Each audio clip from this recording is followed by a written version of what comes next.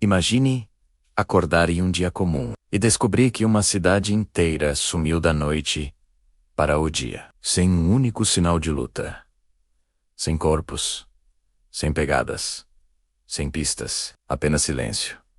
Silêncio absoluto. Essa é a história de Edevanor, a cidade fantasma que as autoridades tentaram esconder durante décadas e que hoje se tornou um dos maiores mistérios não resolvidos da história moderna. Cientistas tentaram explicar. Historiadores buscaram registros. Especialistas em desastres naturais analisaram cada centímetro do local. Mas quanto mais investigavam, mais impossível tudo se tornava. Para entender o mistério de Edevanor, precisamos voltar ao princípio. A cidade era pequena, isolada e extremamente pacata. Localizada na fronteira entre 3 montanhas antigas, vivia praticamente fora do mapa. Os moradores eram principalmente agricultores, madeireiros e famílias que passavam gerações no mesmo pedaço de terra. Nada lhe chamava muita atenção, até que, em 1984, um grupo de geólogos detectou algo estranho. Pulsos de energia vindos do subsolo, exatamente abaixo da cidade. Esses pulsos não eram tremores, não eram vibrações e não tinham padrão de atividade tectônica. Eram ondas eletromagnéticas profundas, como se alguma coisa estivesse respirando lá embaixo. A ciência não tinha explicação. E ainda não tem. Mas para os moradores, aqueles fenômenos tinham outro significado. Eles acreditavam que aquilo era o despertar de um antigo guardião da terra, um espírito que protegia a região muito antes de a cidade existir. Era um mito antigo, contado pelos povos nativos há séculos, que falava de uma entidade silenciosa, enterrada no coração da montanha. Segundo as lendas, essa entidade acordava quando o equilíbrio natural era quebrado. E quando ela desperta, coisas desaparecem. A história sempre foi tratada como superstição, até que um detalhe mudou tudo. Sombras começaram a ser vistas nas noites de lua nova. Sombras sem corpo, silhuetas que se moviam como se observassem os moradores. Sempre paradas, sempre imóveis, até que alguém piscasse. Foi pouco tempo depois disso que a cidade de Edevanor desapareceu completamente. Um caminhoneiro que passava pela estrada, na manhã seguinte, foi o primeiro a notar. Ele dizia que algo estava errado com o silêncio. Não havia fumaça de fogões, não havia crianças brincando, não havia o cheiro de madeira cortada. Era como se a cidade inteira estivesse segurando a respiração. Ele estacionou o caminhão e entrou. As portas estavam abertas. O café ainda quente, mesas arrumadas, pratos servidos.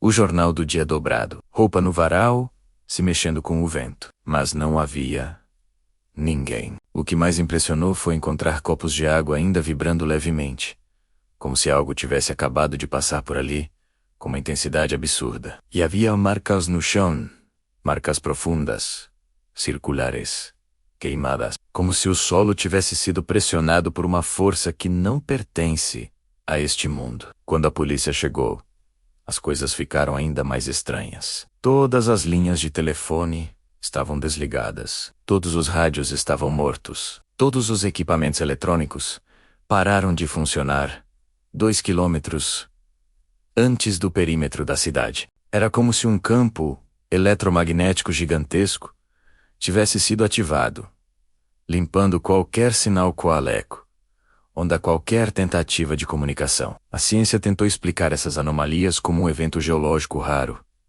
mas nada fazia sentido. Primeiro, não havia rachaduras no solo. Segundo, não houve sinais de deslizamento, explosão ou afundamento. Terceiro, nada, absolutamente nada, estava danificado. Era como se as pessoas tivessem evaporado, ou melhor, como se tivessem sido puxadas para algum lugar. Foi então que encontraram algo que mudaria a investigação para sempre. No centro da praça principal, havia um círculo perfeitamente esculpido na terra.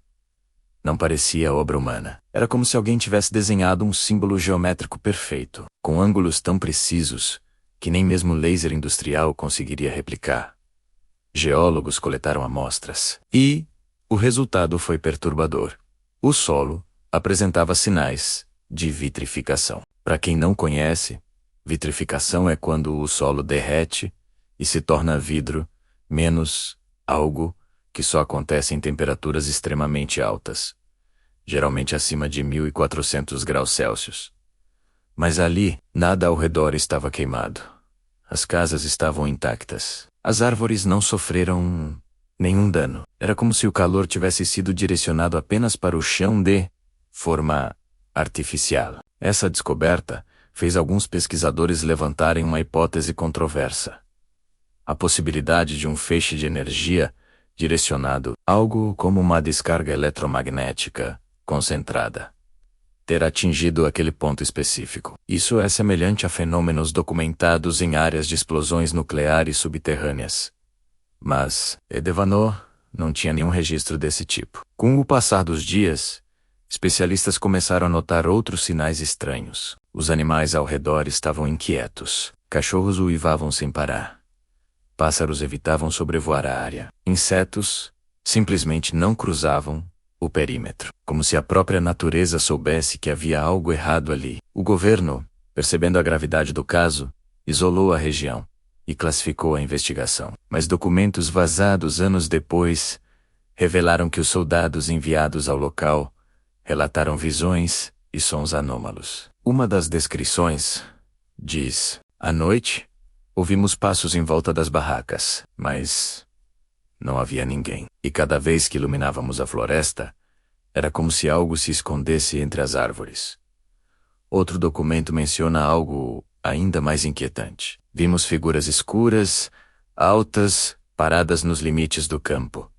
Não respondiam, apenas observavam e desapareciam quando nos aproximávamos. Esses relatos reforçavam os mitos antigos, que diziam que o guardião da montanha tinha soldados de sombra, protetores invisíveis que surgiam quando algo ameaçava o equilíbrio da Terra. No entanto, nenhuma lenda conseguia explicar o que aconteceu em seguida. Uma equipe de arqueólogos foi enviada para investigar as cavernas próximas. Dentro de uma delas, encontraram inscrições antigas, datadas de pelo menos 3.000 anos. Elas mostravam figuras humanas, em posição de súplica, diante de uma coluna de luz, descendo do céu. Uma das inscrições era perturbadoramente semelhante ao símbolo encontrado no centro da cidade. E logo surgiram as perguntas: como povos antigos poderiam conhecer um símbolo que só apareceu agora?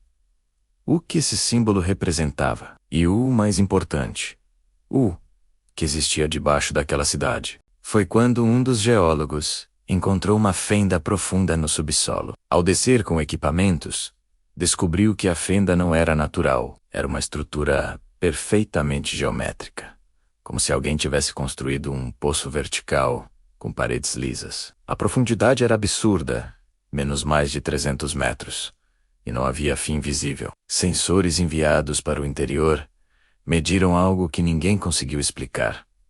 O campo eletromagnético aumentava conforme desciam. Não diminuía, aumentava, como se houvesse algo emitindo energia lá embaixo. E era uma energia desconhecida. Especialistas compararam os padrões com fenômenos bem estudados, como auroras, descargas solares, tempestades geomagnéticas. Mas nada os encaixava.